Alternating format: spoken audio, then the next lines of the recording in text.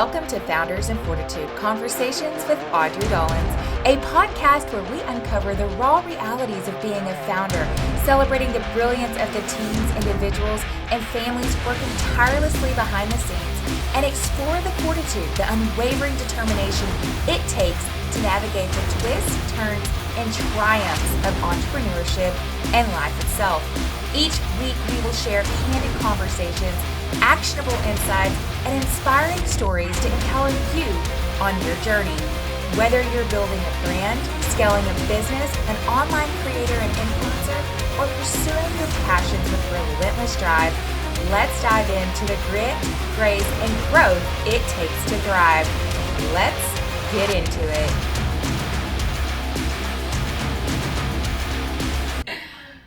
Welcome to Founders Fortitude. I'm your host, Audrie Dollins, founder, CEO, and entrepreneur. I'm so excited to welcome my guests, Steph and KJ. I want you both to tell us a little bit or a lot about yourselves, and let's get into it. Let's get into it. Yeah, lead us off. All the things. I'm KJ Lenbauer. I am a powerhouse publicist who has been helping founders and experts become the name people can't stop talking about for almost 3 decades. I'm also a best-selling author with my 3rd book on the way soon. Excited about the 3rd book on the way. Exciting. I love it. Steph, tell us about, the little things you do, girl. Of course. Steph Wibrary, founder of Joy Creative Shop. I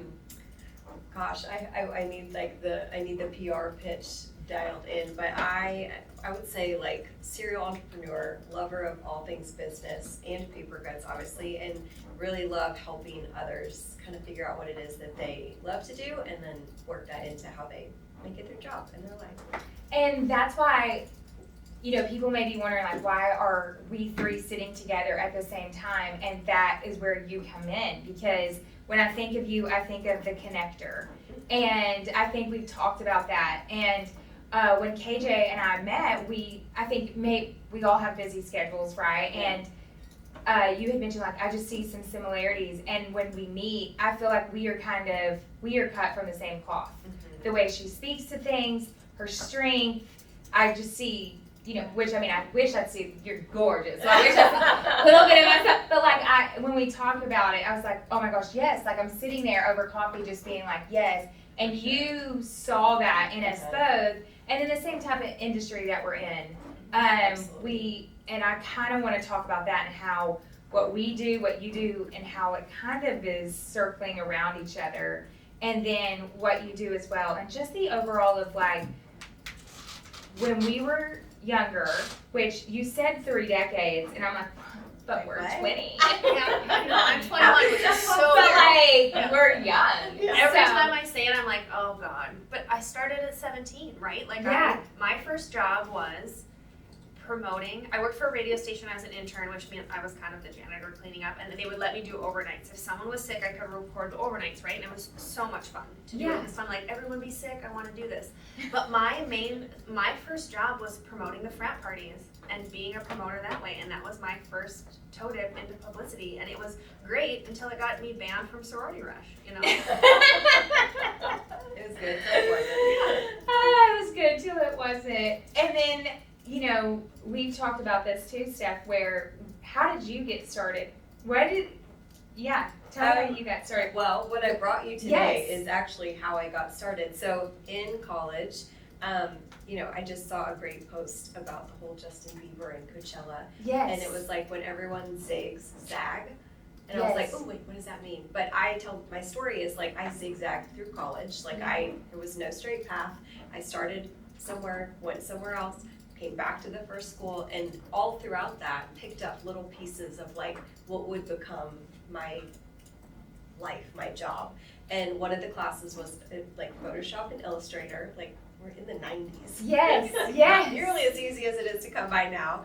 And I was like, oh, I kind of like that. So when I came back to the school, I graduated from the University of Oklahoma, and we had to draw like a little character for an architecture class. And that character became what I would make my friends for greeting cards for their birthdays. And it was like a little doodle kind of cartoon version of them. I would glitter it and hand cut the card, like just for fun. And so I started doing some that weren't specific for specific people, and I would drive back to Dallas, take them to paper stores and be like, you know, my mom thinks these are great, but I need someone else telling me if this is a thing or not. And then they would purchase like on the spot. And I was like, okay. But pause right there. Yeah.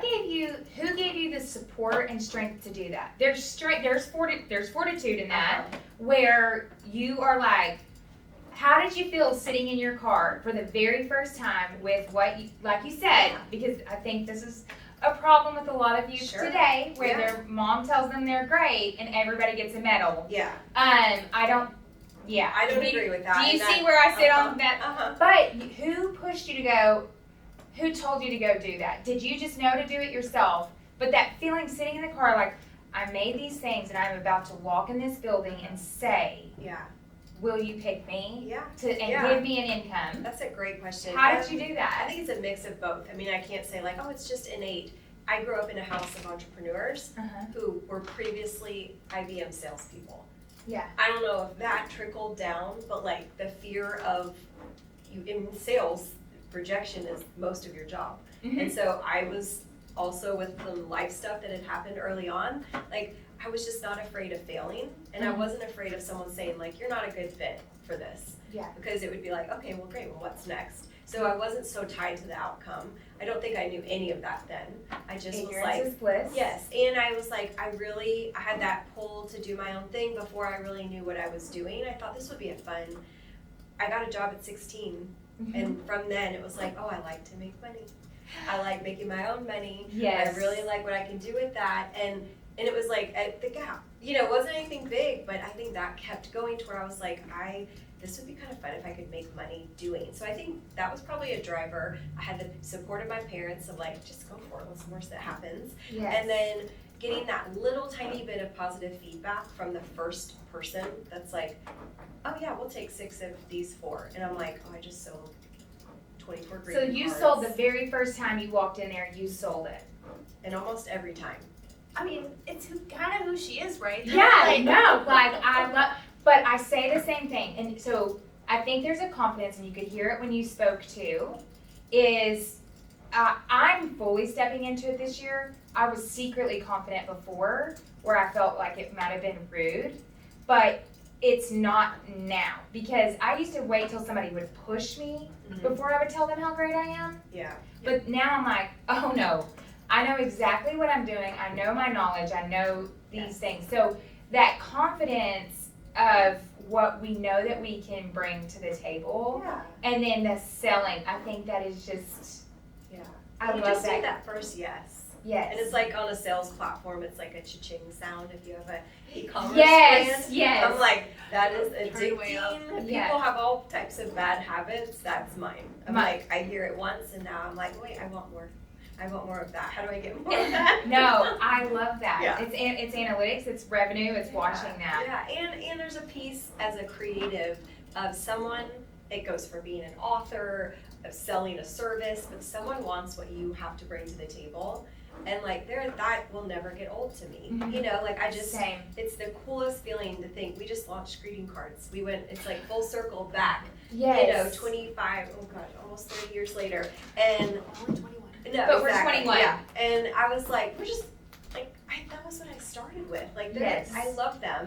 Why don't we have them? You know, and then put them out there. And the first person that bought them, I was like, yep. You just, even if it's 10 people But buy them. I tell that to Marissa, I've said it to Holly, I'm like, if you get me in front of somebody, I'll close it. Same. If you get me in front of somebody, I'll close it. Y'all have to run this. Get me in front of them. You don't want me in here. You want me out there. Absolutely. And if I don't close them, I'll tell you why. Yes. They weren't ready. It wasn't me. Yeah. They weren't ready. Well, there's power in knowing where you fit as a business owner. And that's the biggest struggle. It's like, what's my role right now? Yes. And like, if you know that's your skill set, Yes. I align with that too. I'm like, you just give me the person to handle and to talk to and to nurture. Yes. They're in. It might take a while, but I'll get them. No, I agree. It may take these steps. Yeah. But with that, I want to pop back over to you with, where you are now. You said your 3rd book. What started you to kind of, where we all are giving, right? It's about everybody else. I think that's where we started, where, you know, kind of my history was a photographer, which I own other companies. We talked about being a serial entrepreneur. We kind of did the same thing, but we start out giving to everyone else. Like, this, you know, this is my service. This is what I offer. Same thing. This is what I offer.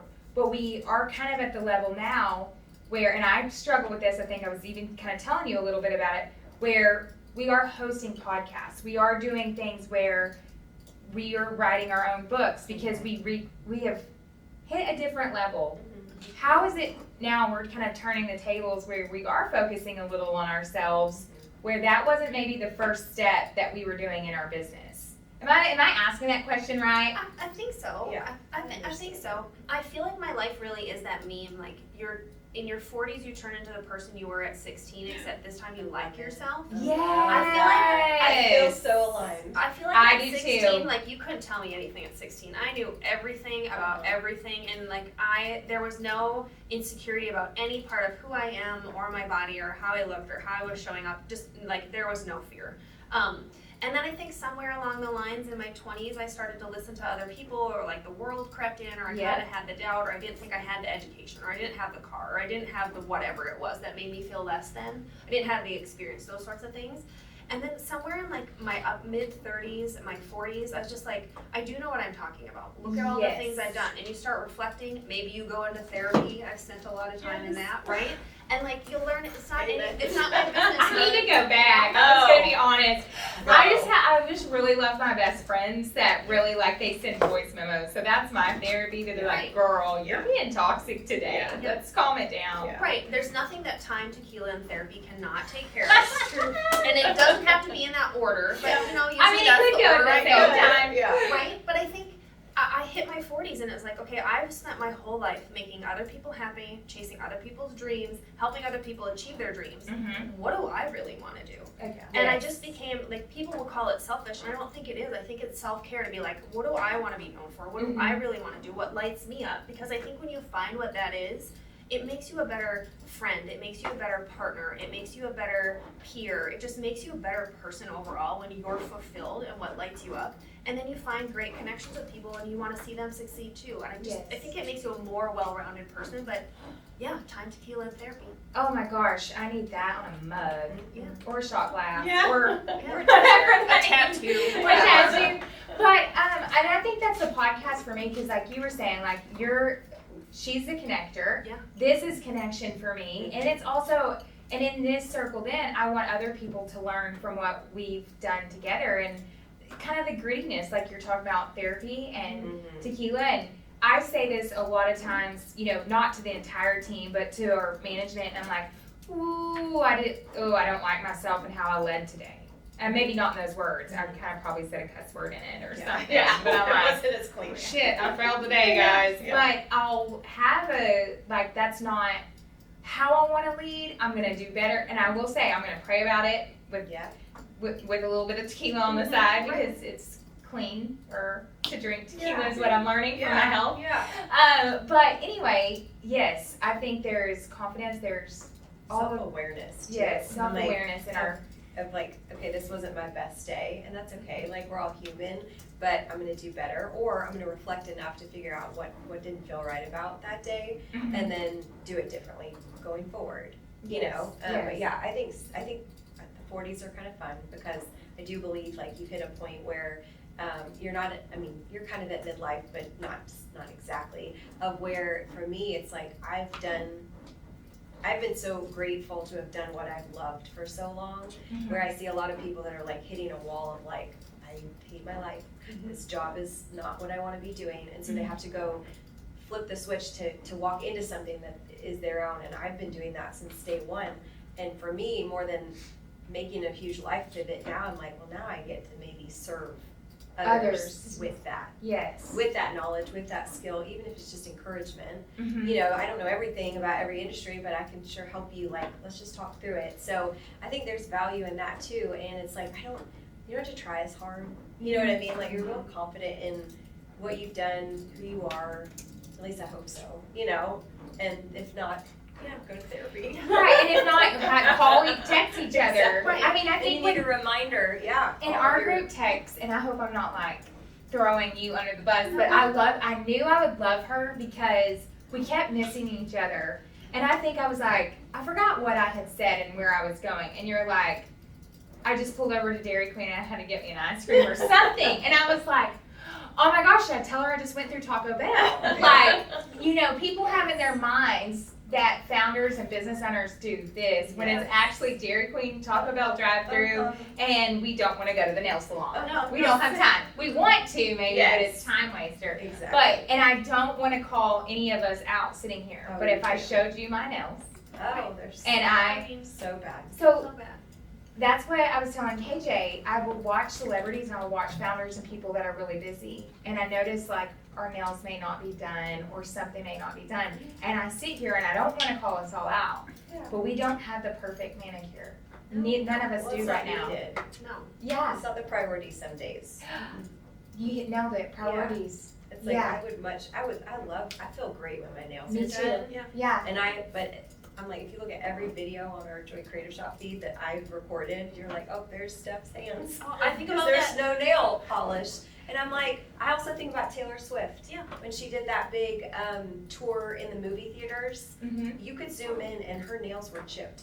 Like, I watched that. Okay, so, but you noticed that. Do you think other people notice that? Because as founders and as business owners, we don't use balance, we use priority. Yeah. Balance doesn't exist.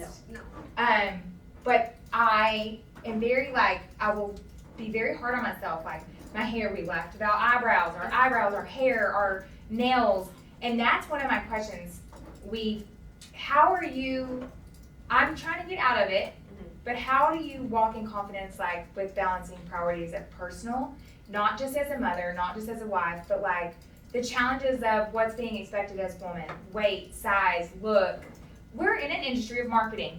Like everything we do, no matter how we're creative or if we're an author, if we own an agency, we have to sell and to connect in this world of whether, no matter the type of business, you're either the face or someone is the face or you have to be involved in some way. That pressure of being all the things, do you still feel it? I feel like I've let some of it go. That was not a thing when we all started. You didn't have to be the face of your brand. You did not have to be forward facing, and I thrived in that world. It has been a massive adjustment and like head game that I have every day. I'm like, I can do this. Just turn on the camera. Like, doesn't matter. No one really, like, they're looking, but they're not really looking. Like, it's not, and again, they're not looking at you for that. They want to see you, hear you. They're not judging all the things. Yep. And again, if they are, that's not your people. Yeah. Yep. But I think what I finally had to get comfortable with is like, I have to show up what I look like most days. Like, and this is the better version. The more like showered, put makeup on, and did my hair and got dressed all in the same day. Some days it's like, okay, showered and my hair was done, but my makeup didn't get put on. Yeah. And if I have something that I want to say or a video I want to record, I just have to do it in what I look like then. So I had to get really comfortable with what I look like on a regular day and not need that perfect, like it just doesn't have to all be perfect to get the end goal. And sometimes that's more relatable too. Yes. You just show up how you are and they didn't, anyways, I feel like I'm finally like accepting that like that's just what will work best for me. And if that's what works best for me, and then again, the end is like it helps our business, then I'll be great with that. There's the end goal. I say that to our clients all the time. It's, you can't, what you notice, other people don't notice, and you need to focus on the why you're doing it and the not, I feel like that too. Yeah. Sometimes I'm like, nobody wants to see me, but, I changed my agency's name because I didn't want it to focus on me. Yeah. So, how do you feel about that? Because, in PR and all of those things, how do you approach that? I'm the complete opposite, I think. And a part of me is because I took forever to build the personal brand. Like, I maybe started 18 months ago, maybe 2 years ago. I spent my whole life putting everyone else in the front, giving them the pep talk, putting them together, dealing with their insecurities, making, here's how you look, nobody cares, all the pep talks, right? And then when I needed to start promoting myself, when I wanted to change things for me, when I felt like something was missing, I was like, oh, the thing that's missing is I hide behind the camera. I'm notorious for hiding behind the camera. I will still, to this day, you'll see a text or a picture before you will see me on video, right? Like, yes, I don't even know how to put makeup on because I've never been a makeup person. I had to go have someone do this today, which I love her. Did but you really? That's amazing. Oh my Yeah, gosh, because I wanted to you. show, because I knew you guys were going to look really What's her cute. name? Her name is Krista Ann. It's the Okay. Krista Ann. She's amazing. Okay. Amazing. Because you look love her. stunning. She's the only person I trust with my little face. Yeah. I She's love it. fantastic. And she's a wonderful person, like wonderful soul. So she's just good pep talk in the morning. But like I knew you guys were gonna show up cute, and will I feel bad about myself if I don't show up cute? No, but like I wanted to represent for the podcast. No, 100%. But I truly believe how you show, like, I will maybe be more confident, and if I feel confident. Yes. Like, I love to get my eyelashes done. Didn't have time today. Because to me, I win today because we are here. Yep. And how in the world did our schedules align to where we could all be here? I'm going to take that win today. Y'all see me spill coffee. I have left my clothes. But the day still goes on. Yeah. Because we could have easily texted last night and say, girls, do we want to, because we would have 50 million other things that we could still do. Yeah. And so I do agree with that too. Like, I could give a list of what I'm not doing and what I would love to feel like. Mhm. But I think going back to you, it's like you still push through. But then I will also show up with makeup done, like all the things where I will. When I went on TV, I had it professionally done. And when I did certain things, I'm like, because that makes me feel better inside. Yeah. Even if I'm going to my kids' things, Totally. I will feel like a more confident mom or respond with a shot of tequila. I think I did the best deal I ever done. Like, I joke with the girls, like, maybe it's that little bit of liquid courage, but I wouldn't. That is a joke. Let's monitor that as a joke. They're all ordering beverages right now. Yeah. So tell me a little bit, because you have a big collaboration going on that launched yesterday, and your book right now, and you came from where yesterday? Where have you been the past few days? Well, I mean, I was in jury duty, and that was a trip. That's where I was yesterday. Back it up a day or two. That's where I was yesterday. I was in jury duty. I've been everywhere. I think I've been all over the country for the last couple of weeks on a book tour, which is wild because one, who cares if I wrote a book, and then two, like, little me would have never been like, oh, you're gonna go speak and people are gonna come to see you and they're gonna wait in line, and then someone's gonna ask you to come speak to a entire classroom of college students, not just one, but like for a day. Yeah. And then they're gonna ask you to come back, and then they're gonna say, hey, maybe when we do graduations, do you wanna come speak at a graduation? I'll be like, I didn't even go to school. Like, they didn't even want me to speak at my graduation. Yeah. Yes. So it's just, I don't know. It's a wild trip. It is a wild trip, but I think you kind of are hitting the things that I was talking about with my confidence, where it's like, I'll stand in the background. I'm not going to tell you, I don't feel like I'm deserving, but I'm going to work, but I am working really hard, and I do deserve. It's that quiet confidence, because you are so confident, but then you say, little, I mean, I don't know why I didn't even get to speak. You're just so great, and you have so much knowledge. And so we teeter on that line of, we're worthy, but we're not worthy, but, oh, wait a second, I know this. Yeah. And I think it's self-awareness, like we were saying. I think it's self-awareness. I think part of it, too, is, look, no one's going to promote me if I don't promote myself. But at a certain point, we were all taught that if we're passionate or we talk about what we know, we're bragging too much. And I feel like at some point I have to rein that in, or like I'm going to girl boss too close to the sun and like karma will come for me. So I feel like I can't let my head get too big. But Yes. I also, my whole thing I told myself last fall, I'm going to run at things with the audacity of a middle-aged man. What are they going to do? Tell me no?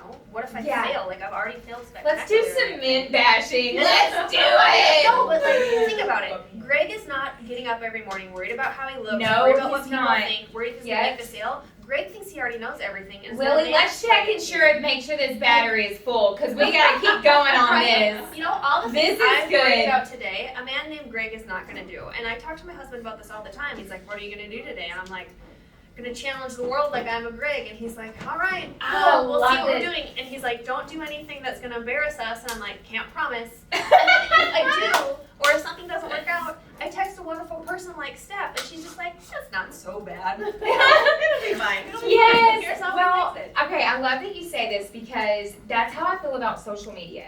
And I love that we're gonna call this man Greg. I love that this man. Is there a We all- Greg?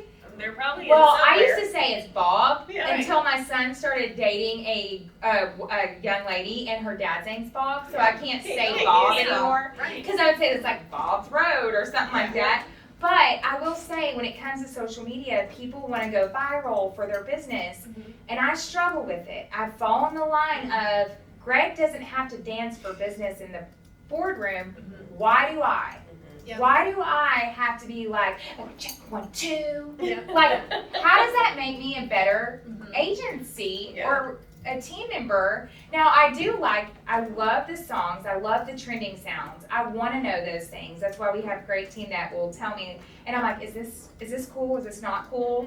I think I even said the word hip. And they're like, I don't They're think like, no. Sorry, my dog is like loving on your No, dog. I love it. But I really believe my husband does not have to do a TikTok. Men do not have to. Now, I do find humor in the TikToks that these men are doing with dentists and I do find humor in that. But I'm still going to be like, are you a good dentist though? Yeah. Right? Like, Because you've gone viral on social. you know. Yeah.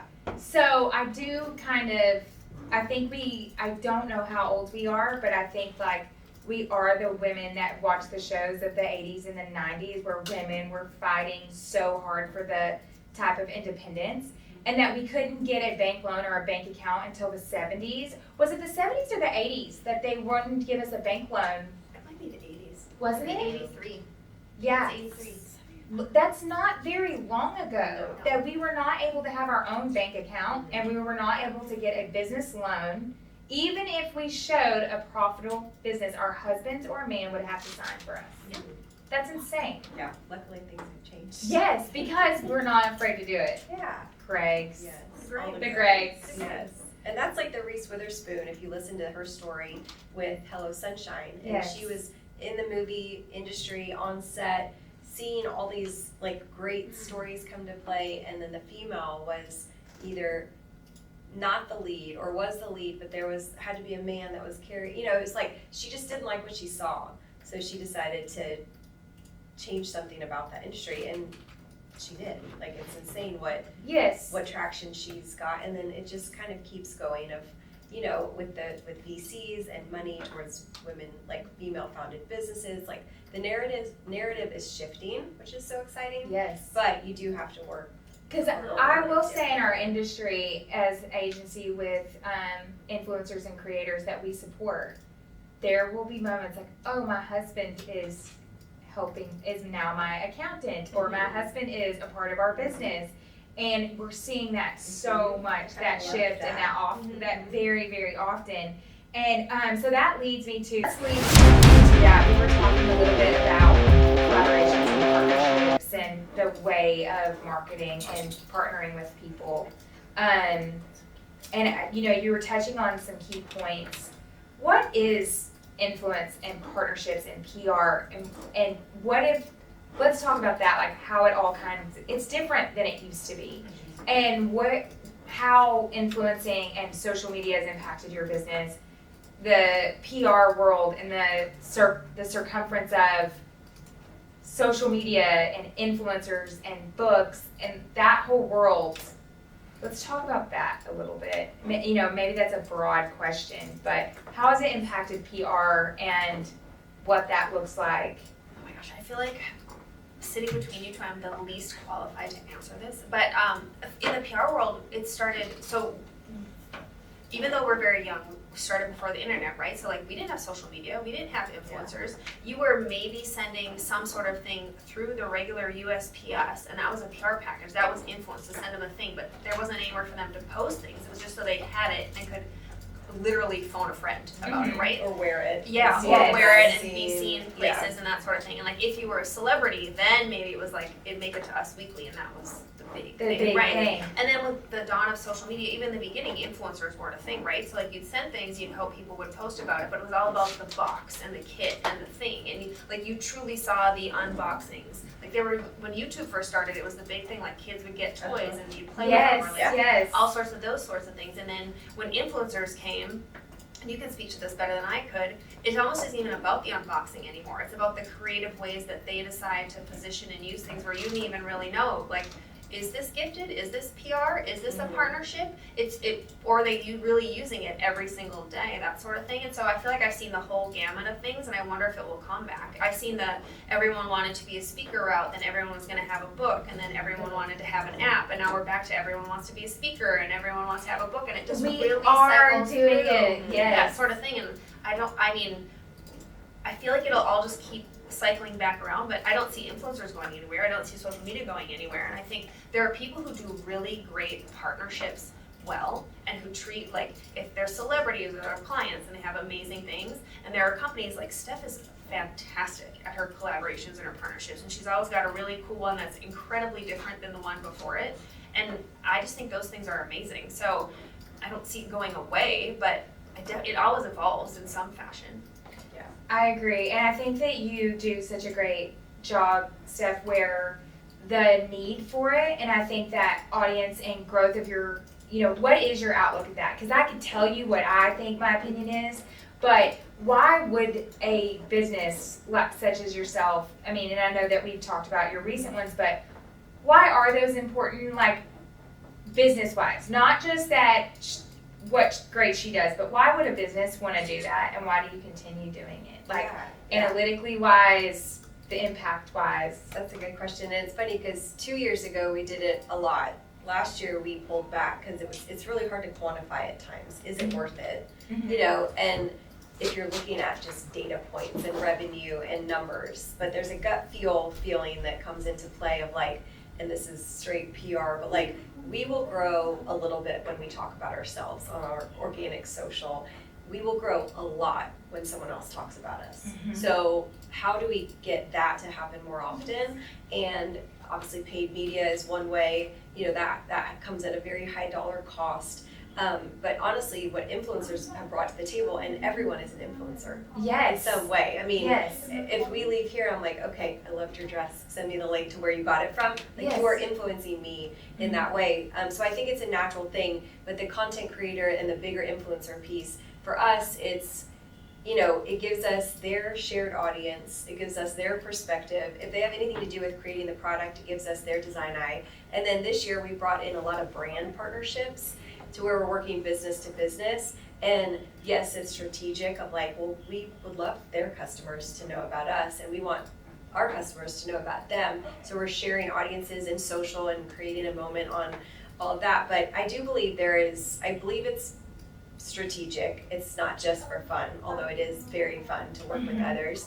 But it gets you in doors you may not, or shopping carts that you may not have been in before. Well, and I love that you approached, like, business to business, and I think that's why we're speaking too, is because there's enough for everyone. And I truly feel, and if you get on the tollway and you look around at all the people in the world, and we do not have to dim another's light to shine ours. And when, like you said, business to business or a influencer, and the capacity of that partnership or collaboration looks different.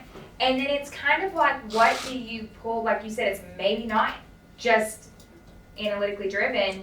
It's what do you pull from that? Did that get us, views here, this there? Like you said, our Etsy increased here, and this is over here doing this. There's many different things to that. And with PR now, like you were saying, just how it all has changed, and it's all kind of like, what is what now? Because it's all kind of melting together in a sense of online and social media. It's, and it's a lot too, as I think I want to talk about that too, of how do you delegate? What do you delegate? What did you learn to do? I think we've talked about this too, but you have to, we talk about prioritizing, because family, how do we put, family first when we know emails, and we wake up and we think this is going to happen this day and we have this schedule, but we also are, we're parents.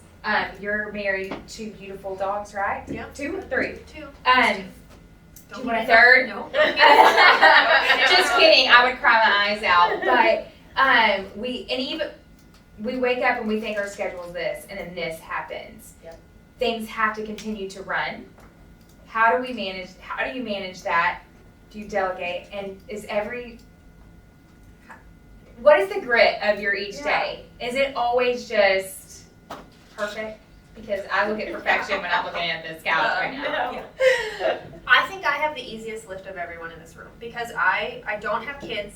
It's me and my husband and 2 dogs who are incredibly spoiled but have an army that can support them, right? Like the dog groomer comes to us. Their doggy daycare will come pick them up if need be, right? Like we're spoiled in that But fashion. don't we put those things into play? I mean, I read when I don't know if I read a lot, like have your worth, your time for someone to clean your house. Yep. We just lost a water bottle. It's fine. We're gonna be fine. Just water.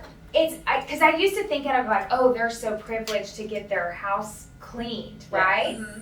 But it's priorities. It's buying back. It's buying back your time. It's dog walker. It's not privilege. It's priority. Mm-hmm. Yeah, well, I like to call myself lazy and selfish, and I don't truly believe I'm either of those things, but if I can do a lot of things. I can do anything I put my mind to. I can do 17 things at once.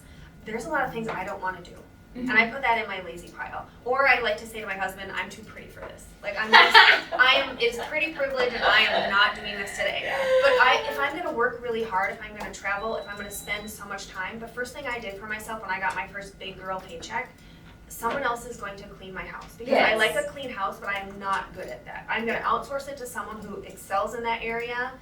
I will stimulate the economy that way. Yes. And it's if I can do things, I can build websites, I at least make myself do something one time to see how long it takes me, to see if I really can do it, to see how bad I am at doing it. Yeah. And then usually I will farm it out to other people, unless it's something I truly enjoy. And that's how I balance myself. But I don't have humans that have ever depended on me to live, right? Like I'm not keeping anyone alive besides myself and trying not to burn the house down if my husband's there, right? I am married to someone who works just as hard, if not harder than I do. And like, I think when we got married, when he asked me to marry him, I think one of the first things was, just so you know where you rank in life. And he's a wonderful human being, wonderful green flag golden retriever of a man.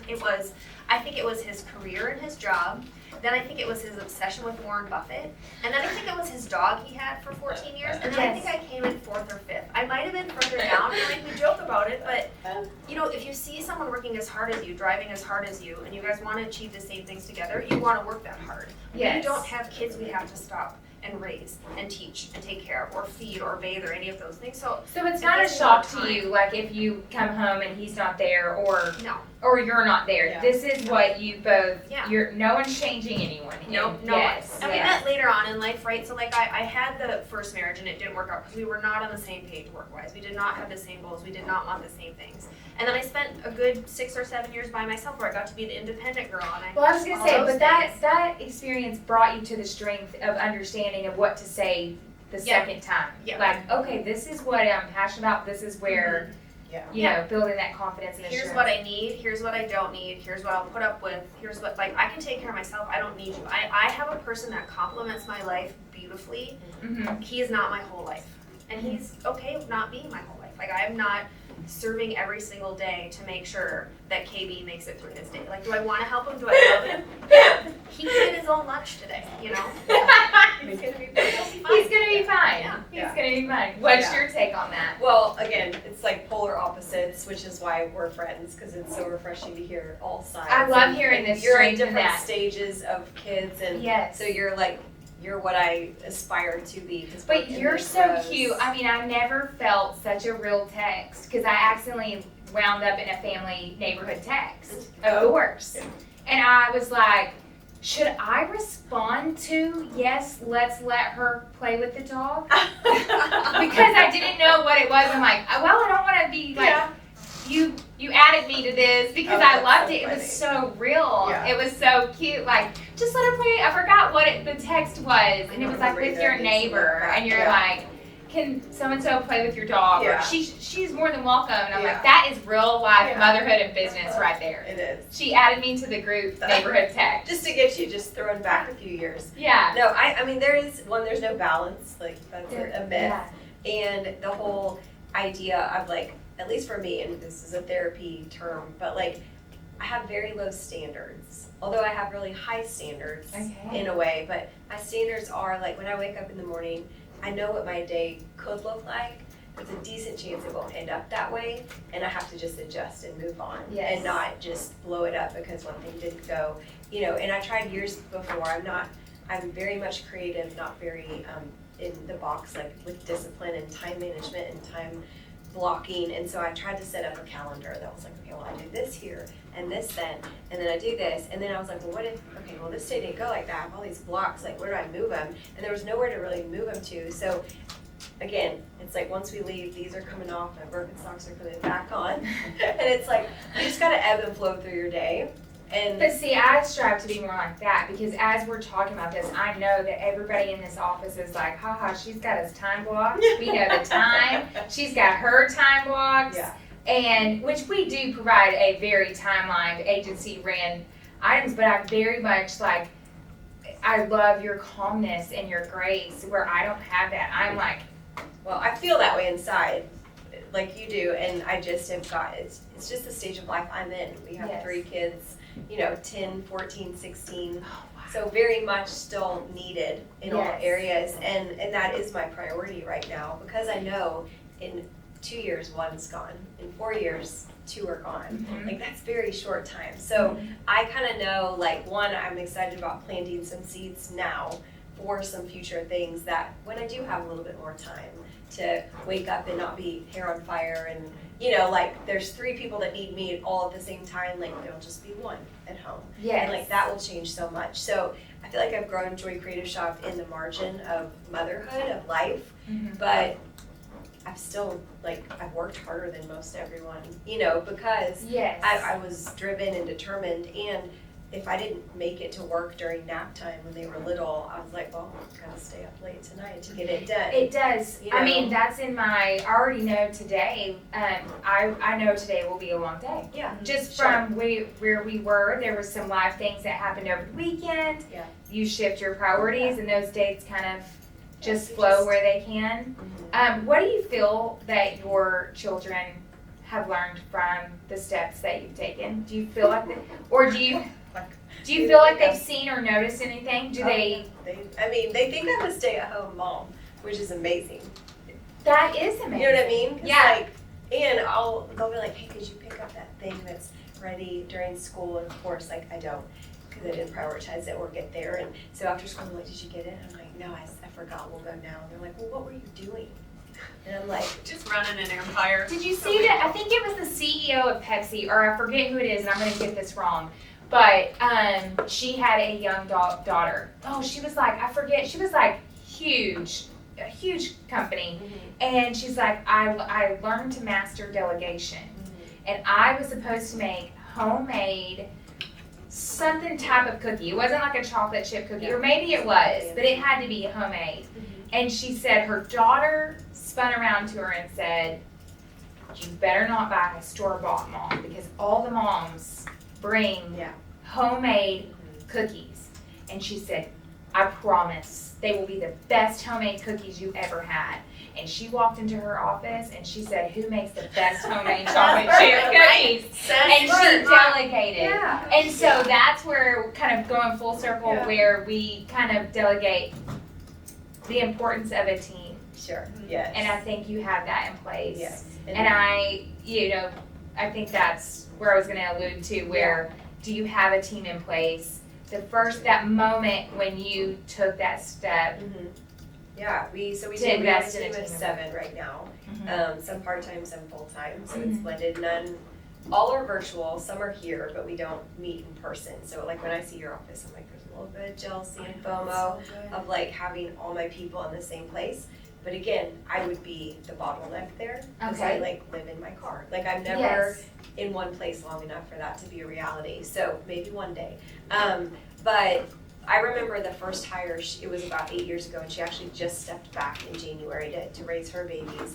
And I was somewhere, I had just brought her on during the holiday season, and I get an email from her, a text that was like, hey, just letting you know this is done. And I was like, wait a minute, someone was working and I was at a baseball game? Yes. Like, okay, again, it's that little bit of an addictive feeling of like, oh, I really like that. And then it was like reality set in, it was like, I really need that. Like, Yes. I need help. As my family's grown, as my life's evolved, as my business has grown, I've needed more people. And Could I have had a team of 2 or 3 and kept my business to be a certain size and that worked perfectly for my life?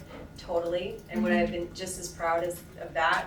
For sure. But I brought on a partner 5 years ago, and he had kind of planted the seed of like more of like, well, this could be a bigger deal. Like if you want that, but like no stress if you don't. And I was like, well, you done planted the seed. now You're I like, know, let's water it. let's go. Yep. I was Yep. like, no. So, but yeah, I mean, I actually feel like a terrible delegator. So our team knows they just handle what's on their plate without me having to. They can usually get a feel if it's not what they need from me isn't being delivered yet, and they're like, should we pivot? And I'm like, good choice. Yes, because they I give think permission to ask give them- that with no offense taken. Correct. They're reading the room. They're well, like, and we have to it's allow not there them to yet. take the Please. how they would Please. do it may Yes. not be how we would do it, but we And have it's to get just the fine, we but it's have to done. get it done. Yeah. And I think that's scary. Yeah. I know what this is. I'm a control freak. Okay. I'm a control freak in that I like things a certain way. My clients like things a certain way. I've raised them to like things a certain way, but I've played the gamut of it, right? Like I've had the team of people thinking I wanted to build a big agency, spin it off and sell it, and then I decided maybe I don't want to do PR anymore. I want to do the side business and go on in that, and gotten rid of the team. And at this point, it's now I'm in the phase. It's time to ask for help. It's time to hire for help. But I want to be smart about how I do it, because as lovely as it would be, the idea of having an office and having the people and having us all in one spot, I know realistically I'm never going to be there to be in that spot. Right. And then I also have the very we're working through it in therapy, but the control fact, but I also have the mindset of the scarcity mindset. Like, okay, then that's more pressure on me to make more money, to pay for the people, to pay for the things, to do whatever, and like That I was don't not need very more on my plate. and that was my first thought too until I did it, and then I saw the revenue come. Right. Now there is still pressure of that.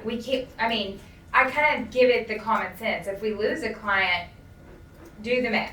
Yeah. I don't need to have a team meeting to tell you that. Yes. But I think it's the strength of the people. Mm-hmm.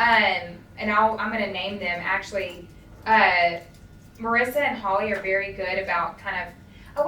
I don't want to say it in a disrespectful way, but they're good about not putting me in my place, but talking to me as if like, well, I can read Marissa's face. Holly will speak, but then Marissa will speak. But like, they'll say like, and I'll say it, and then I'll backtrack and go, you know what, Marissa, you were right. Let's have that team member do that, not this team member. Because we'll look at the moving parts of who's going to do this task per timeline, because we run 20 plus marketing aspects, 20 plus different business plans and structures. So we have to put people at different things and who's got this and who's great at that. And so she'll say, oh, I think so-and-so needs to do that. I'm like, oh, well, I think so-and-so needs to do that. And she'll kind of get quiet, and I'm like, and you do it because you're over it. Yeah, I'm going to sit back. And I've had to learn that. And then I'll crash out and snot on Holly's arm and cry, and she'll be like, okay, we need to breathe, and then we need to go. And so that you put the strength, because although I don't feel like Greg dances, Audrie still cries, okay? Yeah, Sorry. yeah. I think Greg cries too. He does. He just does it in a different way. Greg gets a sports car and like a way, way younger girlfriend. Yes. We try and do it. Yeah. Greg has his own crash out. Yes, but I think it's important of that team because they don't allow you to bottleneck, and then the revenue does actually naturally flow when you don't think it will. Yeah. And I also believe, and I say this all the time, when we lose something that we thought we lost, whether that be a client, a partnership, or a friendship, or anything, God always replaces it with something bigger. Yeah. And it's crazy. Yeah. And He has shown it. And I, not to put Tequila Greg and his younger girlfriend and Jesus and God all in the same sentence, but it's like, He is blessed beyond measure when every person that comes on our team that we support in our goal with the company. Yeah. So I think that's what I would say to anybody that's looking to build a team. It doesn't have to be our team. It doesn't have to be whatever. It can be someone that is remote that specifically works for you. God's got them too, and the doors just open. And I've watched it firsthand to anybody that's trying to grow and invest. But you will be a bottleneck until you learn not to. Oh yeah. And you learn to trust. Yeah. Yeah. And I know I am. I Yeah. know I'm a bottleneck. And I feel like too, once you get that first little feeling of like, I feel supported, someone's on board with what I'm building and wants to help, even if it's for paid, it's paid help. Like Yes, that's the best kind of help. Yes. You know, and they believe in what we're doing too, but also like you can't actually think about, if I sat down every morning when I woke up and was like, I have 7 people that I take care of their livelihood, I'd never get out of bed. No. You know, Yeah. so it's like, I just trust in that it's all working out. Now, Because it's their responsibility too. And Sure. I try to say this, and they're going to hear this at this very moment because we are recording by them, but what you walk in to achieve is what you receive.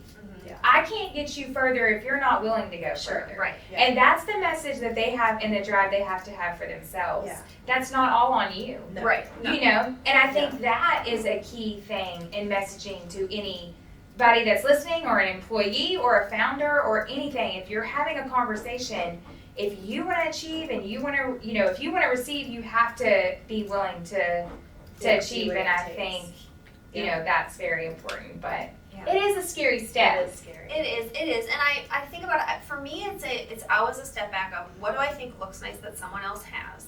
Why do I think that I want that? And then it's the revisit of what do I really want for me? Like what do I want life for me to be like in 5 years? What do I really want to be known for? What do I really want to do? What do I want to achieve? Because I have a million squirrely ideas, and I probably send like 50 of them to Steph a week, and her response is usually like, maybe you should sit on that, because there's just so many. And I think it's really just, where do I want to go? Because it wouldn't be fair to bring someone in and change my mind 6 months from now, you know? And so baby steps into building a team, but it's definitely happening this year. Yes. And I think what's tasks you don't want to do. Right. I think it's Or baby what are steps. what are you weakest at that Yes. someone should be better at Mhm. than you that could elevate? Could what they you're doing? send, you know, and I know this is your game, you know, but like, is it pitch emails? Is it organizing your emails? Is it, you know, anything like that conversations that they could have? Is it social media? Is it, you know, making you be accountable to record those videos that you need to record because you speak so well? And if they cut, hey, you know what? This is what I think. I'm going to give you advice. Okay, good. Thanks. Hire somebody to come over 2 hours a week. It could be a high school person. It could be a college person. 2 hours a week to just record you. I was just good thing Just you brought to that up, record so I was you. going to ask you about that later. Yeah, great. Just to record you, just to get the Batch content ready. content, yeah. Text overlay. Yeah. Have them, I'm teasing, but like have them, this person, Record and an record editor. it 2 hours a week, Yeah. put it in a little bundle for you, because for every 3 to 5 people that you hire, only one's gonna make it through. Yeah. You will learn from the others, and they will build you to be a better leader, and that's okay. It's okay that your first person that you hire does not work out. Be thankful for them because they taught you something Yeah. of what you want to do to the next. Life is not over.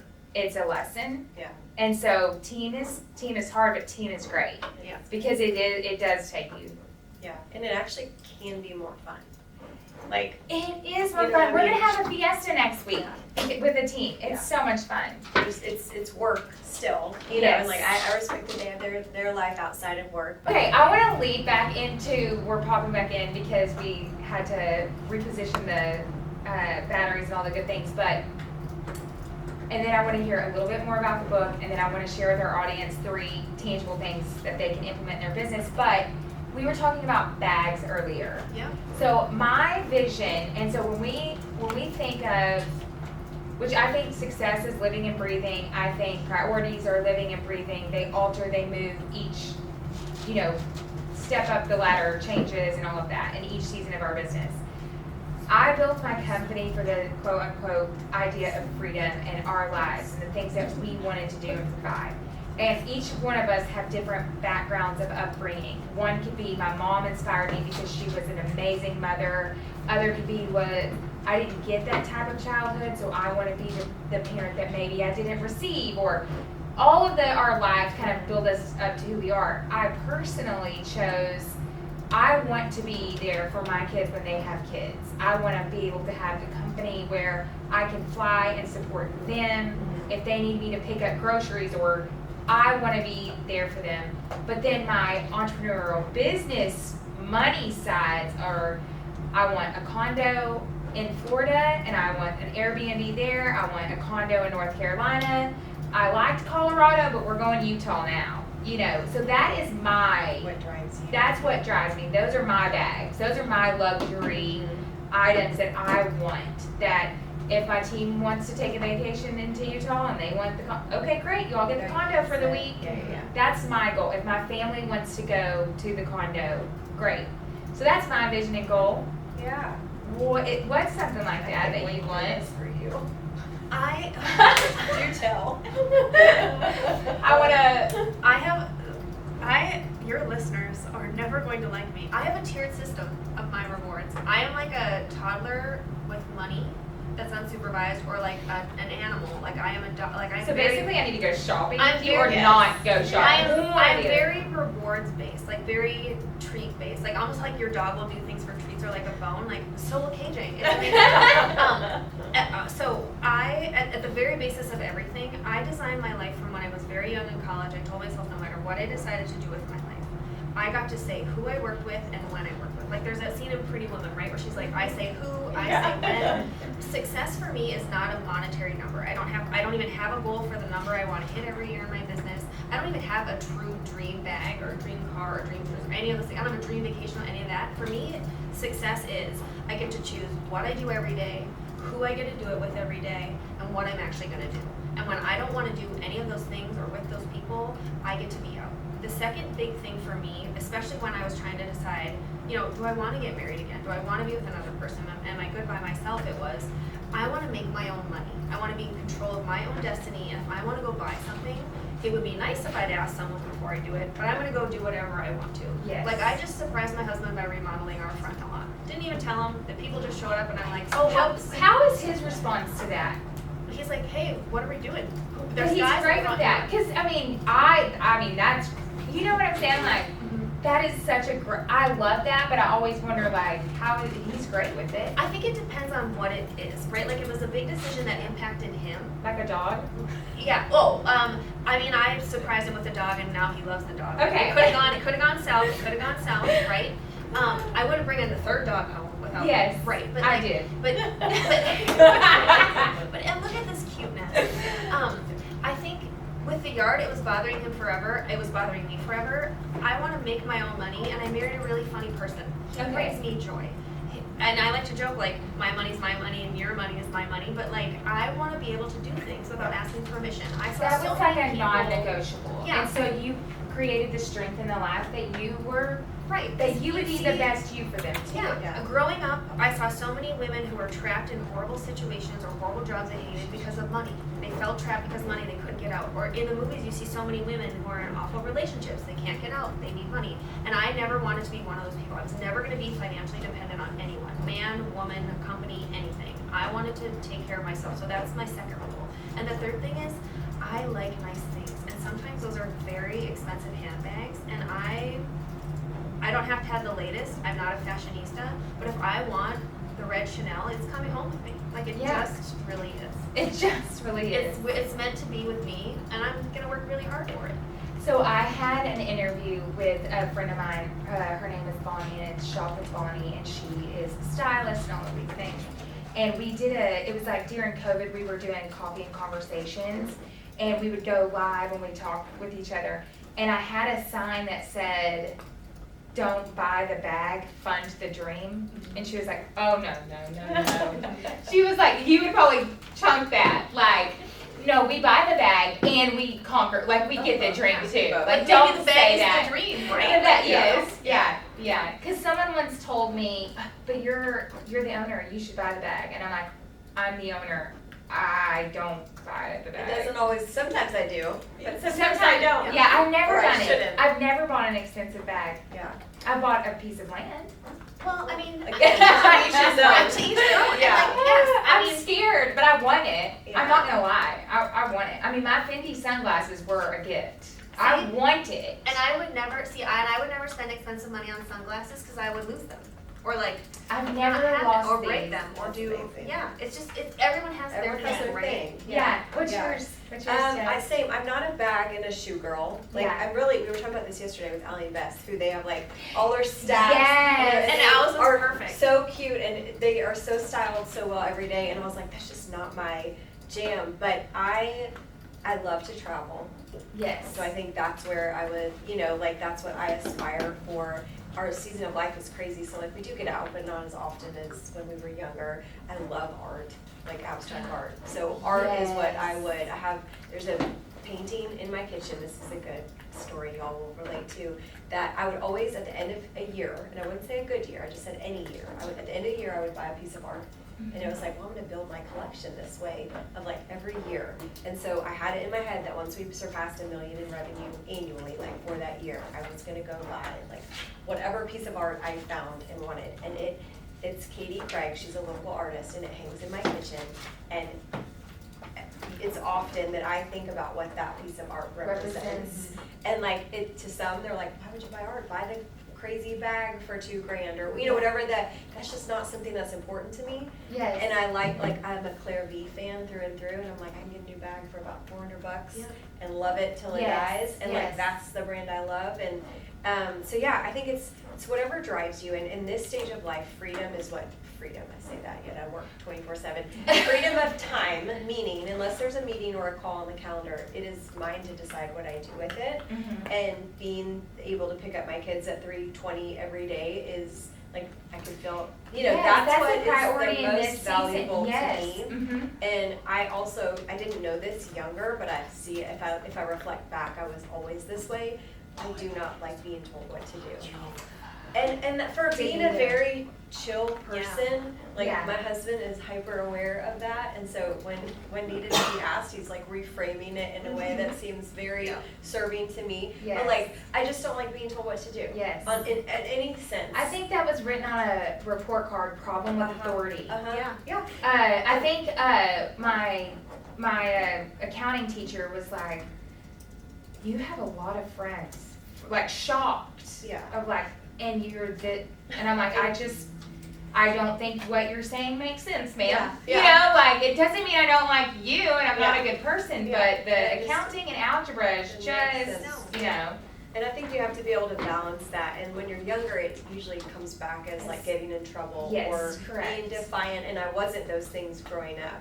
But I, in college, quickly figured out that like, I just want to do what I want to do and I don't. And that came from changing schools 3 times. And my parents allowed it. They gave me permission to do that. And had they not, I would have stayed at the same school and would never have gotten that zigzag path to what got me to where I ended. And so I just like, and if someone gives me a no, I kind of think that's when the fun starts. And I'm like, oh, okay, you have no idea what you just did. Well, and this is why I'm grateful for my team, because I am a bit spicy. And I think Marissa did this to me the other day, like, dial it down. And I'm like I'm so grateful for that because it comes from passion and all of those things. And some people may, like you said, it's articulated as maybe attitude or you get in trouble, etc. But it's not. It comes from passion and confidence and all of that. And she gave me one of those like, and that is a good team member. That's not afraid to be like, you need to bring it down, and they're strong enough to tell you that because they know the vision of that. Do you see it in your kids? Do you see certain things in your own children of like, for sure, their paths? Yes, and we were talking about like, do they see the life I've built and all of that and the craziness of it, and they definitely do. And I think they believe I stay at home and like do my stuff all day, and like they know I work, but it doesn't impact them yet. So that's been my goal. But at the same time, like my daughter started an Etsy shop at 10, and like it's not a ton of money, but I mean there's probably like 10 grand that's flown through into her savings account. My son started something with his cousin at 11 or 12, and he's now posting on social, understanding DMing someone and what that looks like. He created AI images for social. Like these are life skills that through the lens of a business, and maybe money motivates them, maybe it doesn't, but it's giving them tools that like they're getting a great, very, very paid, expensive education in private school, but there's things missing that are needed to succeed in life, and I know those tools. So that's what I'm like, besides loving them, and I think, you know, being a good mom, I'm giving them some life skills that they will hopefully use later on. And our youngest is 10, and we have this little business idea that by the fall we'll be up and running, because I'm like, that is my gift to them. I hope I can pay for their kids' schools and take them on fun vacations when they're older, and like those are my goals too, but I really want them to be successful in their own right, and if I can nurture that in a way that's not like stressful when they're 18 or 22 of like get a job or build something now because you have to, they're just tinkering. You know, like planting the seed of like, oh, they have a 3D printer. I was like, you could sell some of those things. Yes. They're like, oh, I could? Like, yeah, how would I do that? Well, let's talk about it. Let's show, you know, so I'm like, those are the things that I feel most proud. Hopefully at the end of the day, they'll have, you know, a little bit of skill set. Our oldest will probably need the structure of working for someone, you know, but then she'll have her own ideas and her own, we'll definitely have the money conversation. So I'm like, you need to do this solo, and then it'll be a benefit, you know, of someone to partner with and all those things. But yeah, it's a ride for sure.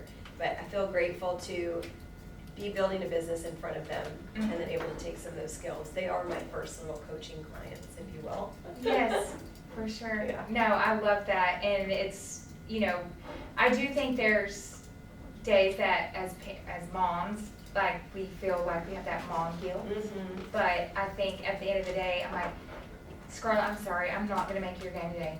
Oh, you shouldn't worry about it. We're about to get beat, Mom. You do you. Like, you have a good day. And so, although I'm over here crumpled up and worried, she's like, she's fine. Please, Mom, don't come. Yeah. Like, and I was like, okay, but because she's a junior now, and I'm like, but senior year, I don't care. I'm going to be at everything. But I know for a fact that even if I don't make a game in her senior year, she's going to be just fine, and she will be fine not drinking out of her special water bottle I made. She can drink right out of that Gatorade bucket with all the rest of them. You know what I mean? And I think that's, you know, watching and experiencing what we are is to kind of, you know, like you said, coaching within that. Yeah. Okay, finishing up with our little conversation. Where are you going? What's next for you both? You're on your book tour now. Are you finishing it? The book tour is done. Okay. Yep. No, Pitchworthy's out. The workbook that accompanies it is out. The book is done. The promotional. I need to get the workbook. Yes. Because I think you gave me a sneak peek. Yes. But then I never followed through with getting it. Yeah. I need to get it. Yeah. Okay, I'm gonna get That's that. where the magic happens. They the, pair, like, writing yeah. down. Yes. Like, yeah. Digging Okay. into it. And you know, I felt like I think we had this conversation like maybe a month ago, 2 months ago. I said I put everything I had in those books. I'm never writing another book again. I'm tired. It was so much fun. The book tour was so great. Thank you for that idea, because it was her idea. It was a great experience for me to put myself out there to do it, to meet people. Loved every part about it. I'm like, I'm never writing another book again. And then I think like 2 days later, I'm like, hey, I have an idea for a book. And she's like, oh, you've got to. She's like, you got to. She's like, but maybe wait. And then I was like, nope, No. it's here, it's done, yeah. So the third book is coming. I don't know when. Busy with my PR clients. Hearsay continues to run. I think we have about 20 in different capacities of how we serve people and what we're showing up and doing. And then they're just having great successes. I get to work with amazing people, from anyone from, I did something for an astronaut last week, to like authors, to celebrities, That's to so just cool. normal people doing Etsy shop sort of things. And so it's just kind of a choose your own adventure sort of thing, and I love that for it. And where can we get your book and your workbook and watch you for the next book? Pitchworthy is the name of the book and the workbook, and they're both on Amazon or anywhere books are sold. To find me, it's hearsaypr.com, HEARSAYPR.com, and then I'm diving back into Instagram and having a lot of fun, like not worrying about it, or like worrying if I have to dance or keep up with whatever Greg's doing, right? That old Greg. What Yeah, Greg's yeah. not doing. No. What Greg's not doing. I like to post my contrarian thoughts and then disappear for a few hours and see what the comments are. So that's KJ Lenbauer on Instagram. Yes, and you're doing great on it. Thanks. Yeah, you are. Yeah. Yeah, I mean, I own an agency Yeah, as well, I and like I'm this is the barely ultimate- like on, like, I'm like, okay, guys, we're gonna do it this week, because we're so focused on everybody else. And I'm like, I'm kind of doing that too. Like, we're gonna do a little bit of fashion. I love fashion. I love being a resource and talking about us, not getting our nails done and what to use when we try. Yeah. So tell us, you have Allie and Beth's partnership going on right now. What's coming up? What should we look forward to? I know Mother's Day is going to be... Yeah, spring gifting is in full throat. That's kind of like our second Christmas holiday buying season, so it's a huge couple months for us. And then we've got some fun collabs this summer, which we don't usually do. Summer's kind of our slower season. We try to kind of chill throughout, but this year we decided to kind of blow it up a little. We have 2 brand partnerships that are amazing, brands I'm really proud to work with. And then obviously it's like all hands on deck for holiday. That's, we've got the whole collection kind of built out, and then it'll come to life over the summer and ready for Q4. So I don't know, I feel like we just launched a subscription. The subscription, I was literally going to say that. I love the subscription. I'm so proud of that and happy about it, and it's bringing me back to, I have taken ownership of it. Rather than creating something big at scale, we're creating something small that I'm literally packed in my kitchen. I'm like bringing it back to how we started. Because there's something to testing something out to where I don't need 5,000 units of something. I want to just see if like 20 people buy it. And that's okay. That's good enough for now. And then if they do, and there's excitement around it, okay, how do we grow it and build it? So we have a Happy Mail subscription, and it literally shows up in your mailbox once a month. And it's a letter from us, from our team, or from me. And it's got a note card that's got a pre-stamped envelope to kind of pay it forward. So we want to connect with you, and then we want you to connect with someone And else. I think it is definitely a representation of who you are, because it's so thoughtful. Yeah. And I always think I want to do stuff for people, and then I get so busy. Same. And even with our clients, like, I love to mail them a birthday card. Yeah. It doesn't have to have anything in it. Yeah. I just want us to write in it. Yeah. I mean, obviously we all Sign. let's not lie. We all look for it to drop before we read, right? We look for whatever the gift is going to drop out of it. But I think it's so thoughtful in notes and those things. And I when I saw that come across my email, because I subscribe. Yeah. I'm a subscriber. Yeah. I loved it. Yeah. I love that you brought that back. It's going back to, as everything's getting so tech savvy and AI focused, of like, there's nothing better than something fun showing up in your mailbox, not your Amazon box or not on your porch, but like in the mailbox, and it's just for you. And I tested it out with an artist that she's in Spain, and I love her art, and she every month sends me a little print of one of her pieces and some stickers that coincide and a letter about the art and what inspired her. And the joy I felt receiving hers, I was like, well, this makes so much sense for us to do. Yes. And so it's my little baby project right now, and we've got like 25 subscribers. Oh, like in the first week. I mean, that is. That's Yes, amazing. that is. I could be disappointed it's not 1,000, but I'm like, and funny story. And then But I we'll mean, wrap up. hit that point though. So you said, and if people are connecting the dots, you sold over $1 million in 1 year. We know that's happened. Yes. I'm pretty sure you've done it several times. Yes. And this is nailing it to what I tell my clients all the time and how I look at social media. You said you have a multi-million-dollar company, correct? Yes. We can shout that Yes. out how amazing that is. That is beautiful. It's amazing. You got 25 subscribers in 1 week. Uh-huh. That is a win. For sure. That You is got one. and right, even if you got amazing. one, that is a win. Yeah. It doesn't have to be 25,000, No. 2,500. It is, and 25 is not small to me. That is a big It's deal. 25 people that our note's going to show up in their mailbox. In their mailbox. Every single month. And then you're they're a gonna send it to more people. multi-million-dollar It's like a company, ribbon. and how valuable Yeah. that you value that. Yeah. And I think that's what stands out to me with who you both are, Yeah. why I wanted you both here, and how special that is. And yes, all of this is running, but you're still special. And I think that's where companies like yours and ours and everyone succeed, because you are valued. You don't have to be 25 million. You can just be 25. Yeah, you have to remember. And your in a values. world where it's like, I need 25,000 likes to feel valued, that's not real. No. That's not real. You don't have to run a company. I barely get any. And I'm telling you right now, I don't sleep. I am busy, I have a fantastic company. Like all companies, we want more, we want to, how do we, do better, etc. That just hit home for me. And I think it's so important that anybody's listening that you run a multi-million-dollar company, you got 25 in the first week, and that is success. Yeah. That is success. Yes, for sure. Yeah. And then there's the flip side of like, will we settle for that number? No. No, of course not. But we take pride in that 25 people wanted what we put out into the world to start with. Yes. And I met one yesterday, which I'm like, this was such a God thing. This woman was at the Alley Invest. We didn't have a lot of people come. We didn't expect to. We were just kind of going to hang out for the day, have our products, and whoever could come, like, they were meant to be there. And this woman walked in. She's like, I just wanted to introduce myself. I bought your products forever. I was like, oh, that's so kind. I was like, thank you for, like, coming. Do you live nearby? No, like, drove so far. She's like, I subscribed to your Happy Mail. I was like, you might be an angel that I needed to meet that day. Yes. I was like, no, you did not. And she's like, yes, I did. She's like, when will they mail out? I was like, well, I just packed them last night. I was like, so hopefully this week. And then we're going to hope to ship the May one early, so if people buy them for Mother's Day, that they arrive on time. And she's like, you know what got me? And I was like, this is gold. Tell me what made you decide to invest. It's $15, so it's not nothing, but it's not a huge investment. She's like, that you include a stamp on the envelope. It did me too. And I was like, are you kidding? She's like, no, because I want to write that note.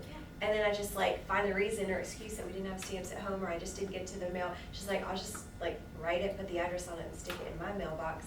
And I'm like, when I tell you, I have goosebumps. I'm like, that makes my heart so happy. So do we want to scale something like that? Of course. Is it enough for me right now that even the person I met yesterday is bought into the idea of what this is created for? I was like, then, my job is done. I will soon need to delegate it to others to make it grow. But like, it was just so cool to see. And it doesn't have to be big, because this could be the biggest thing we ever do, but it has to start. Yes. And 25 is more than enough. And, if we're at 50 by month 3, that's amazing. Like, that's so cool. So we have no expectation around it. And again, it goes back to the no standards piece. Like, I have very high standards, but in some areas I have none, because I just want it to get out into the world. It didn't have to be perfect. Yes. We didn't have all the org charts and the spreadsheets built out. I knew it would be profitable if we did it. That was enough for now. And then we'll kind of figure it out later. Yes. So anyways, Joy Creative Shop is where you can find all the things. Yes, I love it. And then is it Joy Creative Shop on Instagram too? Everywhere online. That's where we are. I love it. Yeah. And then as we close out, and it can be a range of things. And if you don't know, it's okay. We will put this in the links and the videos and all of the things, all of the I can't even think of the podcast show notes. We'll put it in show notes, but advice that you would give someone that's starting out, which I feel like it's just go for it, just start.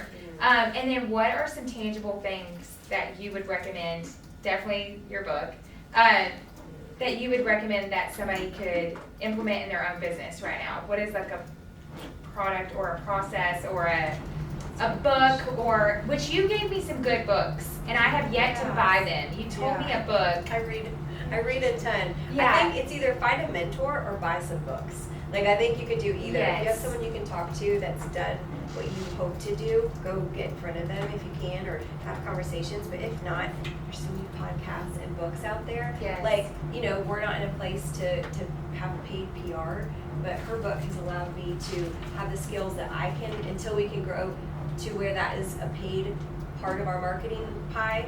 I have tools from a book I read from an expert that wrote it that then I can go implement myself until I can delegate it. Yes. Does that make sense? Yes. But I would say read, listen. I mean, I just fill my head with information. Learning. Yeah. Never but at the same learning. time, you've got to act on it. Yes. I can absorb, but I need to execute. I think that's a lot of hookups with, I want to say women, is we have to be okay with not being perfect at doing it. For sure. Like, just do it. Do the thing. And put in the work. Don't talk about it.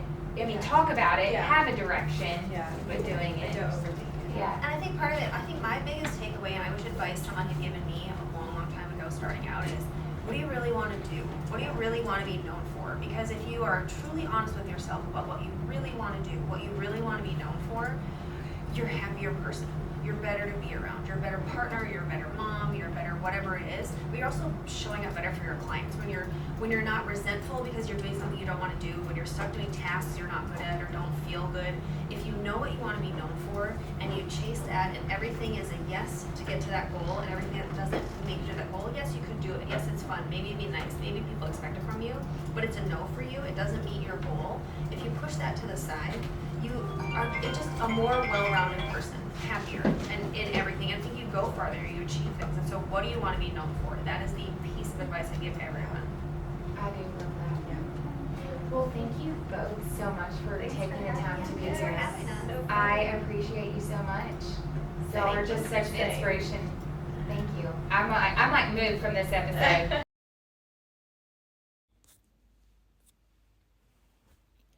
Thank you for tuning in to another episode of Founders and Fortitude, Conversations with Audrie Dollins.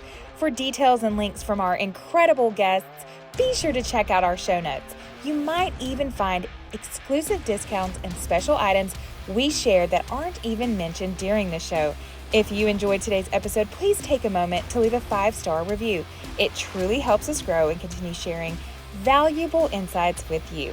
You can connect with me daily on Instagram at Audrie Dollins, AudrieDollins, and don't forget to visit my website at audriedollins.com, where you'll find years of blogs packed with tips and insights to help you thrive. As always, capture, brand, and engage, and let's do big things.